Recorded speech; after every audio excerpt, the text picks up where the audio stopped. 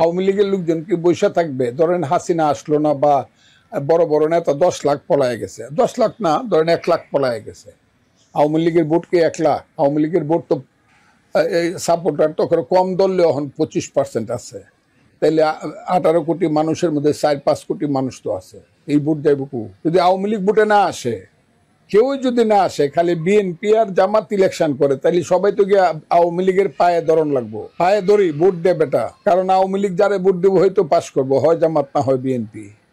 কারণ আওয়ামী লীগ 25 থেকে 30% ভোট আছে। এমনও এলাকা আছে, 37টা এলাকা আছে যেখানে আওয়ামী লীগ এমনি পাস করবো, আওয়ামী লীগ না, মুক্তিযুদ্ধের পক্ষে 37টা সিট আছে এমনি পাস করবো।